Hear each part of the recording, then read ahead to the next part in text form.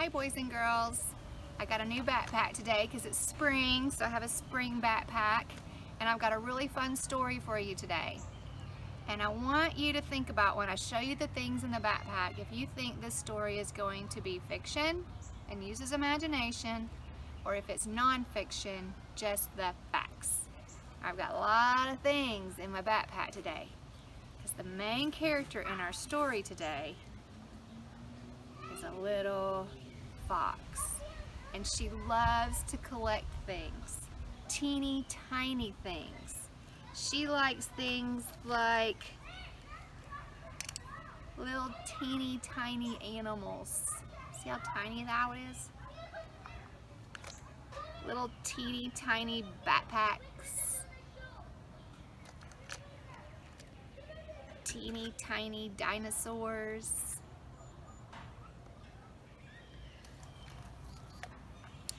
teeny tiny pencils. Anything teeny tiny, she loves it. Oh, here's something else that's teeny tiny that she would probably love. A teeny tiny shoe. Now I have something else in my backpack that not a lot of people use anymore. They use their phone to take pictures. But here's a camera. And in our story today, our character is going to find a teeny tiny camera. Even more, hi Dallas, even more teeny tiny than this camera. Even more teeny tiny than this camera. And it even clicks when she takes a picture with it. So today we're going to read a story, and remember I told you the main character is a fox? Do you think that book is going to be this one? What kind of book do you think this is? Is this one fiction or non-fiction? The title's Foxes. It has a real fox on the front cover. If you said non-fiction, that's what this book is like. But this story is what I'm going to read to you today. Ruthie and the Not So Teeny Tiny Lie by Laura Rankin. What do you think this one's going to be? If a fox is wearing clothes and loves to collect teeny tiny things, this book is going to be fiction.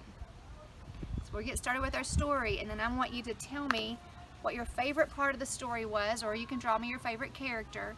And then I want you to tell me when it's a good time to be honest. When can you be honest? Is it a good idea to be honest and to tell the truth? Let's find out what happens to Ruthie today. Ruthie and the Not So Teeny Tiny Lie. Written and illustrated by Laura Rankin.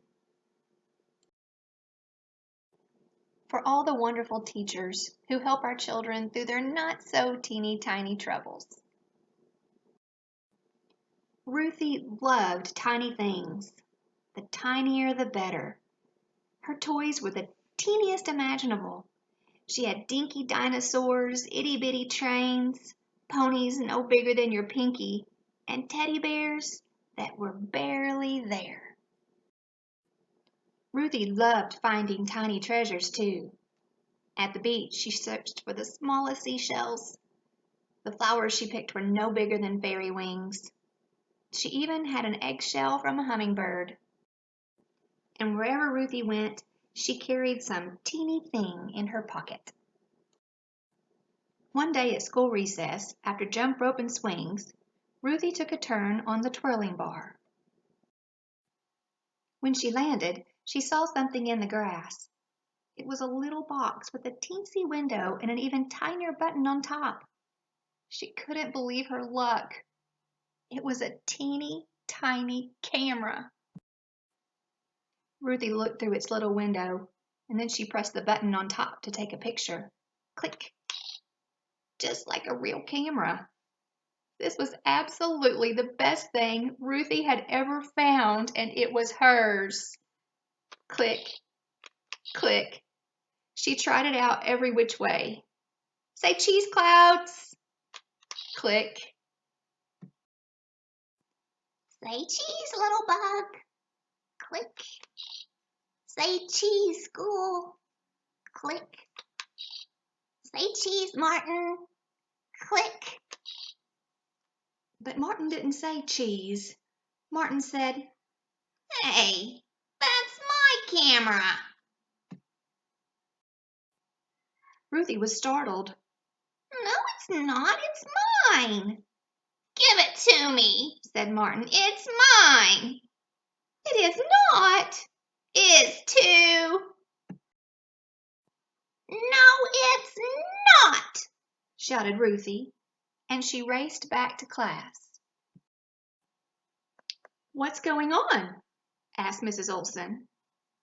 Ruthie's got my camera, cried Martin. I got it for my birthday and I dropped it on the playground. But Ruthie wanted that teeny tiny camera in the worst way. It's mine, she yelled. I got it for my birthday. Well, that wasn't true at all. Not one teeny tiny bit. Mrs. Olson looked at Martin. She looked at Ruthie.